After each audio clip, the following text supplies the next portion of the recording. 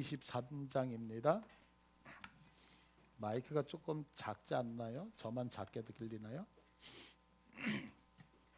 레위기 23장 42절로 43절까지 우리 두 절입니다. 같이 저하고 합독합니다. 23장 42절 시작.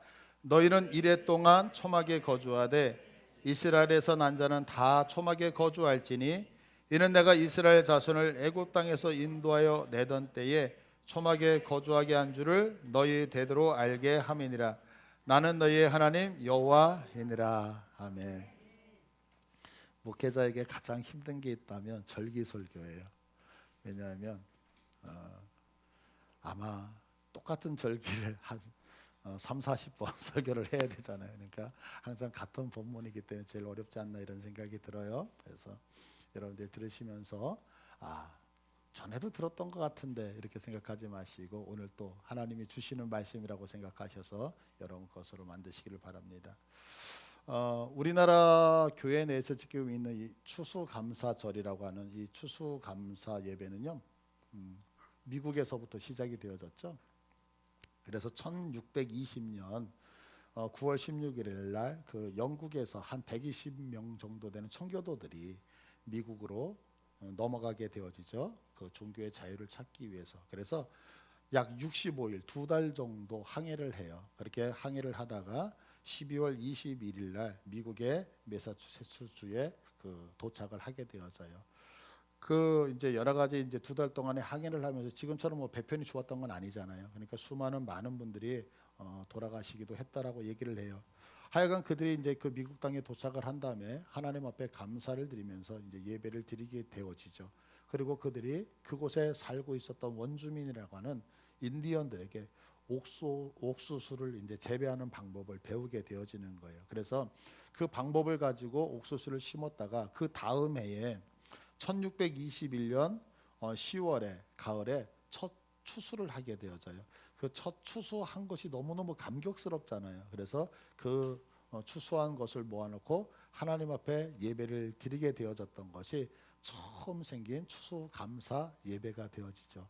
그러고 있다가 이것이 계속해서 전통으로 이어져 오다가 1789년도에 워싱턴 그 대통령이 11월 26일 날 딱 지정을 하는 거예요. 마치 국가 공휴일처럼. 그러고 있다가 1941년도에 11월 넷째 주 목요일을 우리 추수 감사 예배를 드리는 날로 정하자라고 해서 예배를 드리고 있다가 이것이 이제 정착이 되어지면서 전 세계적으로 이 절기가 보급이 되어지고 우리나라에 이 추수 감사 예배 절기가 들어와서 11월 셋째 주예요.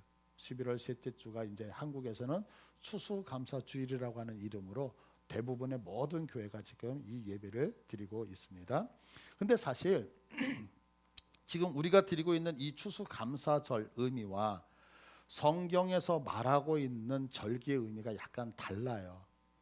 그러면 성경에서는 이 추수감사에 해당되어지는 절기가 있는데 그 절기가 뭐냐면 장막절, 초막절, 수장절이라고 하는 이름이 같은 건데 장막절, 초막절, 수장절이라고 불리는 절기로 지켜지는 것이 추수감사주일이거든요.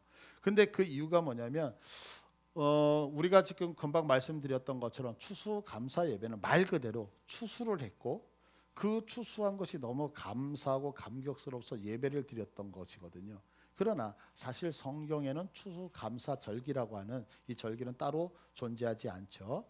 근데 유대인들에게 있어서 이 성경에 기록되어져 있는 절기라고 하는 것은 무슨 의미를 갖고 있냐면 하나님의 시간이라고 하는 뜻을 갖고 있어요. 절기가 뭐라고? 하나님의 시간. 그래서 성경에서는 여호와의 절기, 유대인들의 절기가 아니에요. 유대인들의 절기가 아니라 하나님의 시간, 하나님의 절기라고 하는 것이 총 몇 개가 나오냐면 7개가 나오는데 그 7개가 뭐냐면 유월절, 그리고 무교절, 그리고 초실절, 오순절, 나팔절, 속죄일, 장막절 이렇게 해서 총 7가지 절기를 여호와의 절기, 그러니까 하나님의 시간 이렇게 얘기를 하는 거예요. 그런데 오늘 얘기하고 있는 이 추수감사절에 해당되는 절기가 뭐냐면 바로 장막절이라고도 얘기를 하고 초막절이라고도 얘기를 하고 수장절이라고도 얘기하고 있는 이거예요. 그런데 이스라엘 사람들은 농사를 지으면 우리는 추수를 한 번 하잖아요. 근데 이들은 추수를 3번을 해요. 언제 추수를 하냐면 6월절에 추수를 해요. 그러면 6월절에는 무엇을 추수하냐면 보리를 추수하는 거예요. 그리고 나서 오순절에 오순절 맥추절, 우리나라는 이제 그때 맥추절 이제 보리를 추수하잖아요. 근데 우리하고 달라요. 밀을 추수해요. 밀을. 그리고 오늘 수장절이라고 하는 이때는 과일의 열매나 올리브 그리고 포도 같은 것들을 이제 추수를 하게 되어지는 거예요. 그래서 우리나라 말로 거둘수 그리고 장막장, 그 집장, 곡간장, 이 창고 장자를 써서 수장절. 그래서 추수를 해서 창고에다가 드린다라고 하는 의미로 수장절 이렇게 표현을 하고 있는 거거든요.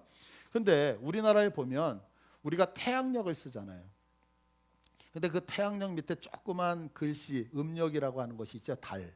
그거와 같이 유대인들도 그들만이 쓰는 달이 있어요. 월이 있어요. 근데 그 월을 가지고서 이 수장절을 따지면 수장절이 언제냐면 7월 15일서부터 22일까지 일주일간들이거든요. 그러니까 우리나라에는 한참 더울 때가 이들에게는 수장절이 되어지는 거예요. 근데 이때 수장절을 그러면 어떻게 지켜야 되느냐? 그냥 아무렇게나 예배를 드리고 이러는 것이 아니라 이 수장절을 지키는 방법을 성경은 기록을 해놨어요. 레위기서 23장 34절을 보시면 이스라엘 자손에게 말하 이르라 일곱째 달 15째 날은 초막절이니, 초막절이 장막절 수장절 같은 단어라고 말씀드렸잖아요. 여호와를 위하여 며칠 동안요? 1회 동안 일주일을 지키는 거예요. 그리고 35절에 보면 첫날에는 성회로 모이라 라고 돼 있어요. 그러니까 우리식으로 얘기하면 부흥회처럼 크게 성회로 모이는 거예요. 그리고 너희는 아무 노동도 하지 말아라. 그러니까 초막절을 지킬 때 어떻게 지키냐? 7일간 드려야 되고요. 성회로 모여야 돼요. 모든 성도들이 다 모이는 거예요. 그리고 이때는 노동을 하면 된다 안 된다? 안 되고 그냥 이때를 하나님의 날로 절기를 지켜야 된다는 거예요. 근데 이 부분을 조금 더 자세하게 설명하는 부분이 어디냐면 민수기 29장 12절이거든요. 민수기 29장 12절을 보면 일곱째 달 15째 날에는 너희가 성회로 모일 것이요 아무 일도 하지 말 것이며 이래 동안 여호와 앞에 절기를 지킬 것이다. 그래요. 그러면서 이제 13, 14, 15, 16 그러면서 첫째 날에는 이렇게 해야 되고 둘째 날은 이렇게 해야 되고 셋째 날, 넷째 날, 다섯째 날 그러면서 쭉 설명을 한다고요. 그러면서 그렇게 설명을 하다가 39절에 보시면 너희가 이 절기를 당하거든. 지금 수장절이죠. 이 절기를 당하거든 여호와께 이같이 드리는데 어떻게 드리면 이는 너희의 서원제, 낙헌제로 드리는 번제, 소제, 전제, 화목제 외에 드릴 것이다 그래요. 그러면 지금까지 우리가 드렸던 예배들이 있잖아요. 여기서 서원제라고 하는 것은 우리의 마음의 소원을 담아서 하나님 내가 자녀를 갖기를 원합니다. 아니면 내가 결혼하기 원합니다. 내가 이렇게 해서 이렇게 마음의 소원을 가지고 드리는 것을 서원제라고 하거든요. 그런 서원제를 평상시에 드렸단 말이에요. 또 한 가지는 뭐냐면 낙헌제. 오늘날로 얘기하면 감사 예물을 얘기해요. 기뻐서 드리는 예배, 낙헌제. 그 다음에 번제는 여러분들 다 태워서 드리는 거 알죠? 소제는 곡식을 가지고 드리는 제사, 그리고 전제는 물과 포도주를 가지고 드리는 제사를 얘기해요. 그리고 화목제는 이제 하나님 앞에 나와서 함께 화목하고 화해하면서 먹는 그런, 이게 이제 평상시의 예배의 형태였단 말이에요. 그런데 이거 외에 특별하게 드리는 거예요. 이거 외에. 그러니까 이 특별하다라고 하는 얘기는 뭐냐면 평상시에 우리가 주중에 드리는 예배하고는 다르게 뭐 1년에 한 번 뭐 우리 그 부흥회를 한다든가 이런 식으로 특별한 어떤 의미를 가지고 예배를 드리는 거예요. 그런데 이렇게 예배를 드릴 때에 아무렇게나 드리는 것이 아니라 조건이 있어요. 어떻게 조건이 있냐면 레위기 23장 40절을 한번 볼게요. 23장 40절에 보면 자, 다 같이 읽어요. 첫날에는 너희가 아름다운 실과와 종려나무 가지와 무성한 나무 가지와 신의 버들을 취하여 너희의 하나님 여호와 앞에서 이레 동안 즐거워할 것이다 그래요. 몇 가지를 가지고요? 4가지를 가지고 하는 거예요. 어떤 것들? 아름다운 나무 실과, 그리고 종려나무 가지, 무성한 나무 가지, 신의 버들. 이 4가지를 아르바 미님이라고 얘기를 해요. 이 네 가지를. 그러니까 이 수장제를 드릴 때는 그냥 드리는 것이 아니라 이 네 가지를 가지고 오는데, 그림 좀 보여주시겠어요? 이 네 가지가 뭐냐면,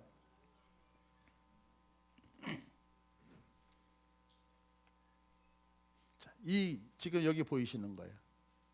그래서 이게 아름다운 나무실과 종려나무 가지, 무성한 나무 가지, 시내버들, 이 네 가지. 그리고 이스라엘 백성들이 이 네 가지를 다 가지고 나와서 흔들면서 예배해요. 다음 사진 보여주세요. 자, 지금 보시면 손에 다 들고 나왔죠. 그러니까 지금 이게 통곡의 벽 앞인데요. 통곡의 벽 앞에서 이들이 오늘날도 예배를 드릴 때 그냥 나오는 게 아니라 조금 말씀드렸던 이 아르바미님이라고 하는 네 가지를 들고 나와서 다 예배를 드리고 있는 거예요. 일주일 동안. 그러면서 이제 백성들은 계속해서 이제 레위기 23장을 보시면요. 레위기 23장 42절을 한번 볼게요. 백성들은 어떻게 하냐면, 너희는 이래 동안, 이 일주일 동안 집에 들어가서 자는 게 아니에요. 초막에 거주하되 그래요.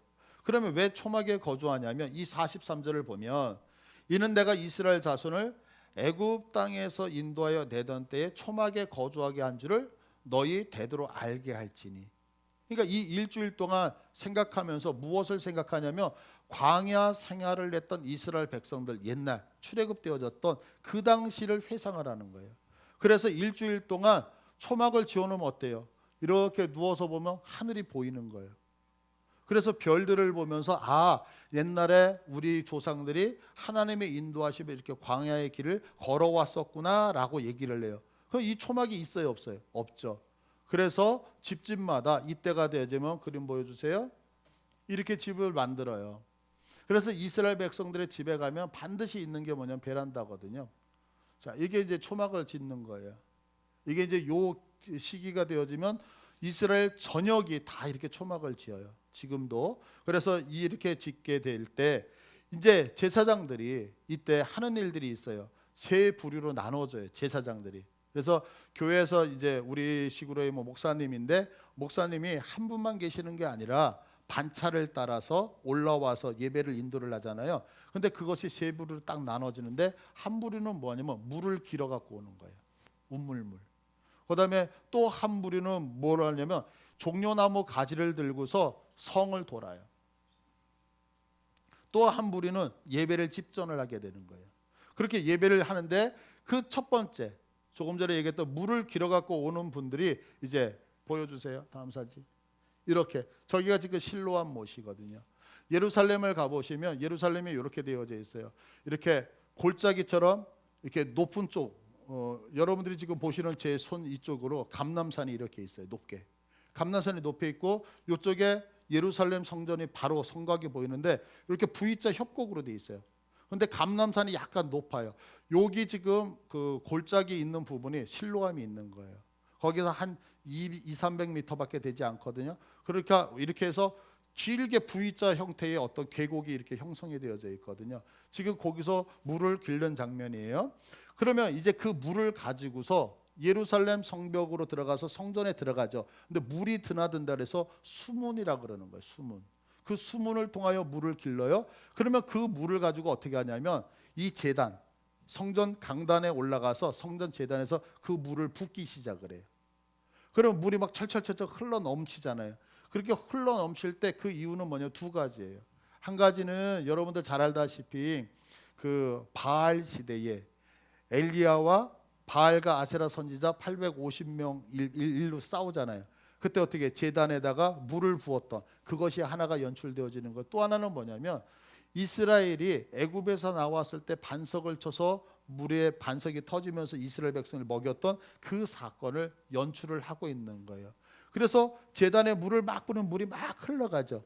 이렇게 흘러갈 때에 여러분들이 너무너무 잘 알고 있는 예수님의 말씀이 옛날에 있었던 거예요. 어떤 말씀이 있었느냐면, 요한복음 7장 37절을 보시면, 명절 끝날, 명절 끝날이 뭐냐면 지금 이 초막절, 수장절 끝날이에요.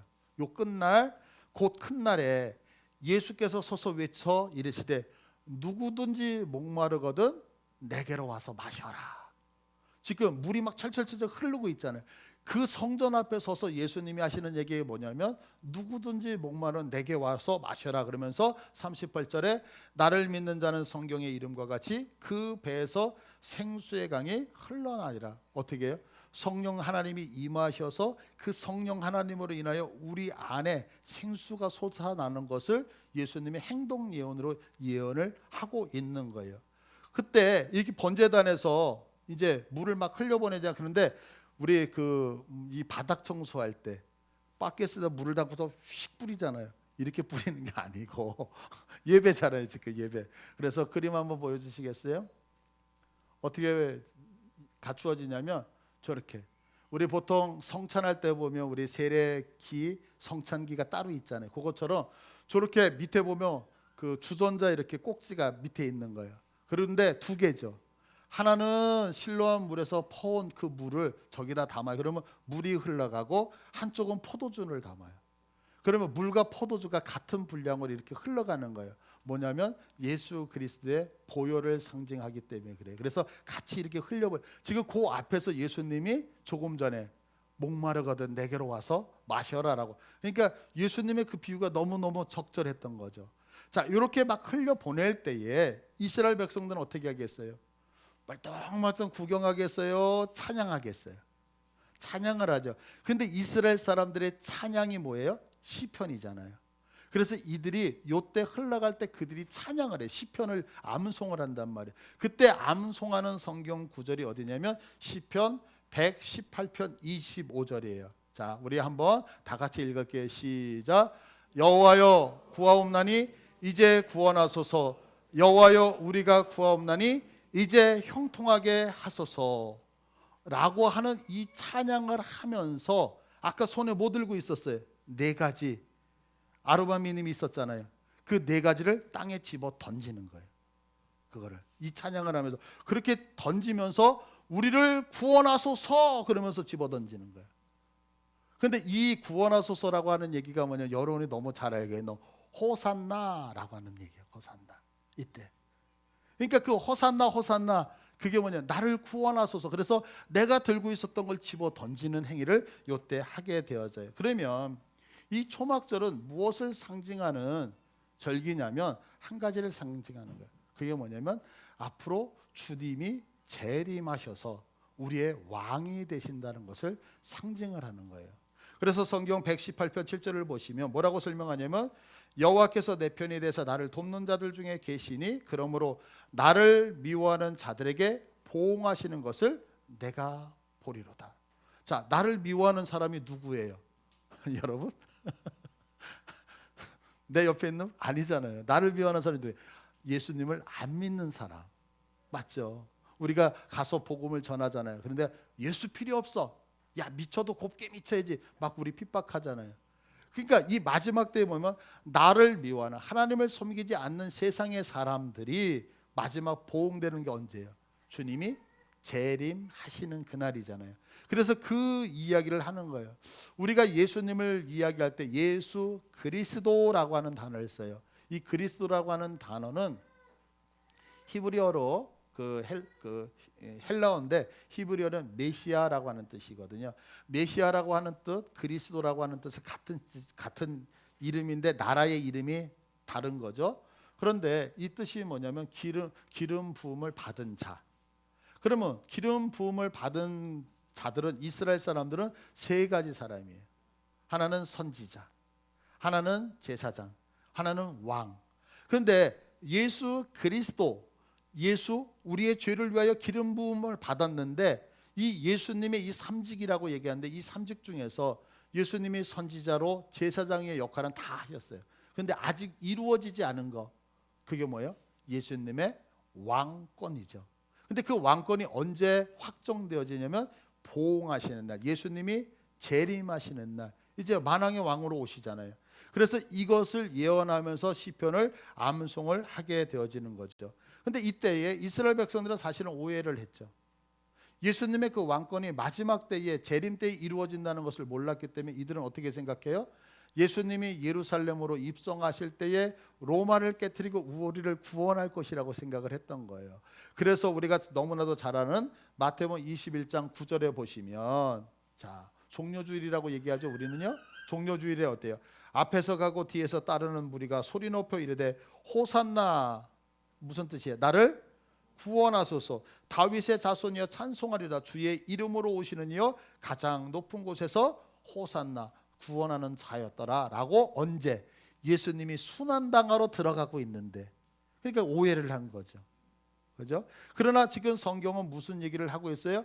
마지막 그 예수님이 이 땅에 오시는 그날 왕으로서, 그래서 이 종말이라고 하는 것을 얘기를 하고 있다라고 하는 거죠. 제가 아까 모두에 말씀드렸어요. 여호와의 절기는 7개. 근데 여호와의 절기는 하나님의 때라고 하는, 하나님의 시간이라고 하는 의미를 갖고 있죠. 성경은 이 절기를 반드시 지켜야 되는 거예요. 왜 반드시 지켜야 되냐면 1년을 딱 나눠놓고 1년이 어떻게 가냐면 이 절기별로 가요. 6월절, 나 하나님이 구원하셨어요.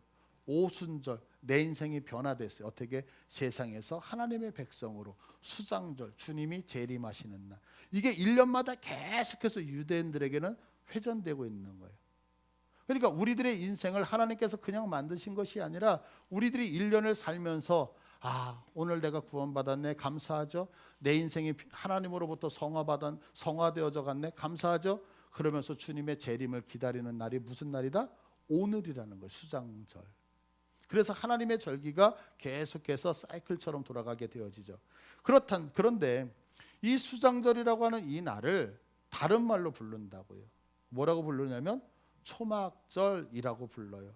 그러면 왜 초막절이라고 부르는지 그 이유가 내포되어져 있을 거 아니에요? 왜 그러냐면 우리에게 한 가지를 주시는 거. 이 절기를 지키면서 우리의 인생, 인간의 인생이 풀과 같이 연약하다라는 것을 고백하게 하는 날이 오늘이에요. 그래서 성경은 우리에게 이렇게 얘기하죠. 야고보서 1장 11절을 보실까요? 자, 다 같이 읽습니다. 시작. 해가 돋고 뜨거운 바람이 불어 풀을 말리면 꽃이 떨어져 그 모양의 아름다움이 없어지나니 부한 자도 그 행하는 일에 이와 같이 세잔하리라. 아멘. 아마 이 말씀을 들으면 우리 젊은이들은 무슨 말인지 잘 모를 거예요. 그러나 연배가 있으신 우리 어르신들은 어때요? 이거 읽으시면서 맞아, 성경이 맞다는 생각하지 않으세요? 무슨 얘기죠? 젊었을 때는 내가 인생이 풀과 같다라고 하는 거 잘 느끼지 못하잖아요. 근데 세월이 흘러가면서 어때요? 나도 언젠가는 참 힘을 썼던 것 같고 나도 어떤 데는 되게 강했던 것 같은데 가면서 세월이 흘러가면서 내가 연약한 존재가 되어졌다라고 하는 거 알지 않아요? 얼마 전에 10월 달에 제가 이제 체육대회를 좀 참석을 했어요. 체육대회. 여러분들이 보셨을 때 제가 날렵해 보이세요? 안 날렵해 보이세요? 이게 아니라고 그러시는데 제가 상당히 날렵했던 사람이거든요.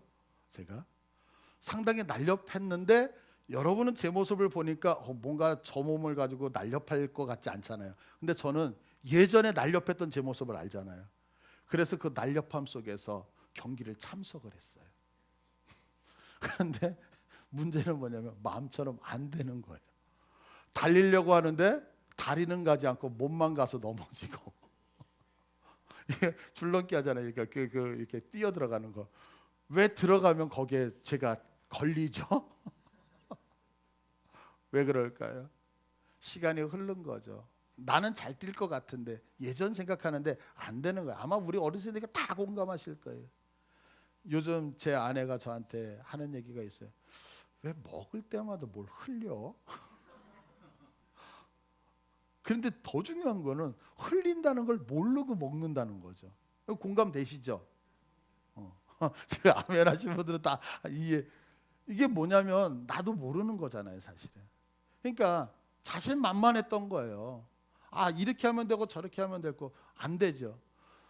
핸드폰 옆에다가 들고 핸드폰 어디 있어? 막 그러지 않아요? 여러분들 다 공감하시잖아요.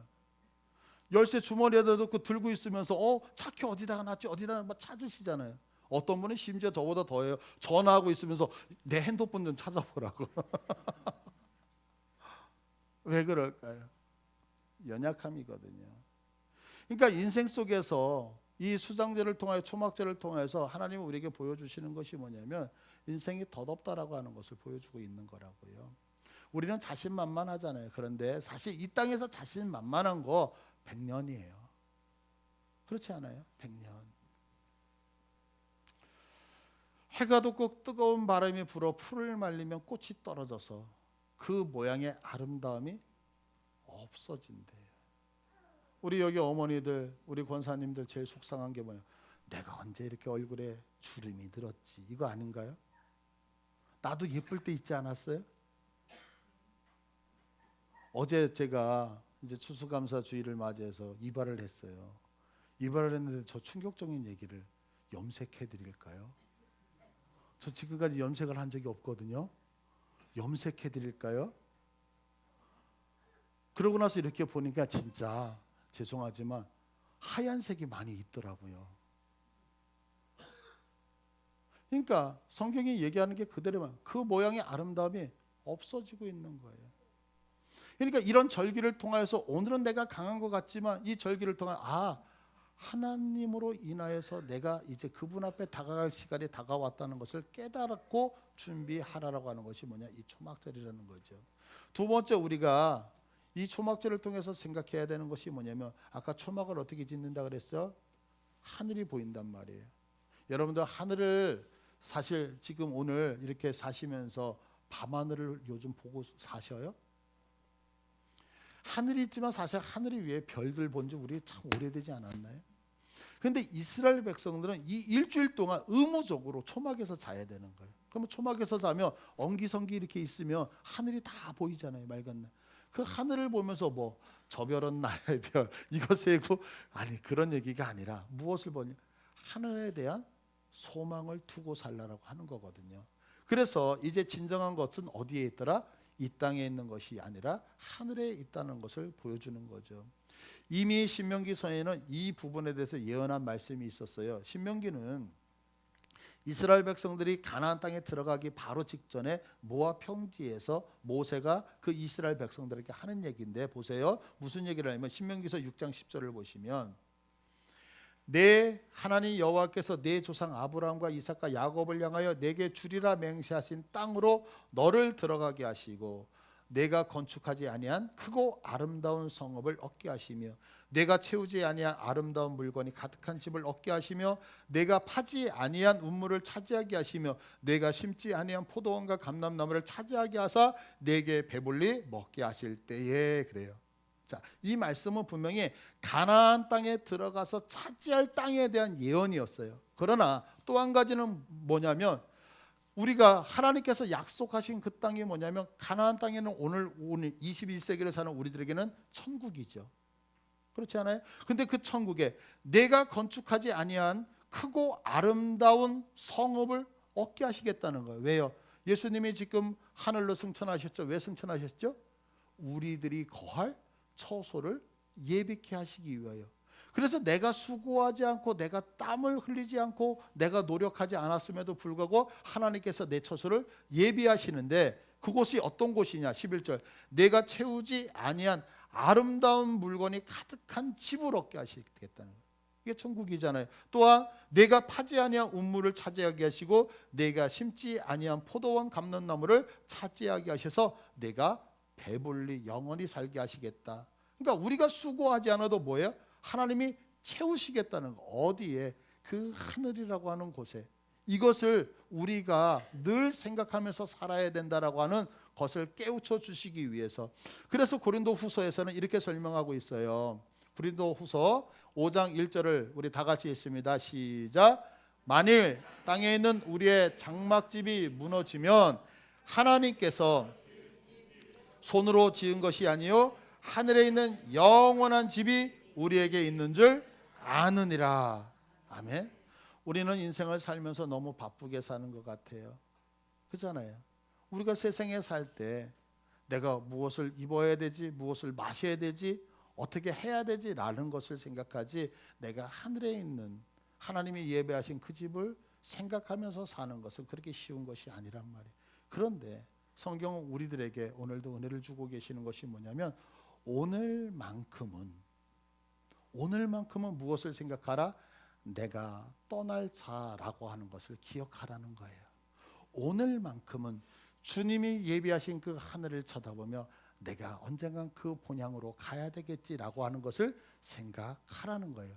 그래서 이 감사절이 우리가 하나님 앞에 1차적으로는 추수한 모든 것을 드려서 주님 허락하심에 감사합니다라는 추수감사의 의미도 있지만, 또 하나의 의미는 이제 내 진짜 고향은 이곳이 아니라 주께서 예배하신 그 본향이라는 것을 기억하면서 준비하는 지혜로운 자가 되라라고 말씀하고 있는 시기가 오늘인 것을 믿으셔서 여러분 이날 주님을 보시고 저 하늘 한번 봐보세요. 우리 집 한번 봐보세요. 보이세요? 저 집 지금 이렇게 집 하나님이 막 짓고 계신 집 보이셔요? 몇 평짜리 집이세요? 그곳 분명히 누구나 다 가잖아요. 그날을 여러분들 잊지 마시고 준비하시는 지혜로움이 있기를 간절히 축복합니다. 예. 우리 이 시간에 기도하겠습니다. 이 세상에서 우리가 사실 바쁘게 살아서 그렇지, 성경은 우리가 이 땅에서 사는 나그네라고 말하고 있잖아요. 지금까지 나그네 인생을 준비하지 않고 정리하지 않아도 상관이 없어요. 그래서 우리에게 절기를 주신 것 같아요. 오늘 이 시간만큼 우리가 가야 될 곳이 있다는 것을 다시 한번 깨우치는 시간 되어졌으면 좋겠어요. 여러분 준비되셨습니까? 오늘 밤이라도 주께서 나를 부르신다면 여기에 있는 거 다 내려놓고 그분 앞에 가야 된다는 거 생각하고 계셨습니까? 주님은 오늘 그 말씀하고 있는 거예요. 이 땅에 너무 미련 두지 마. 왜? 곧 떠나야 되니까.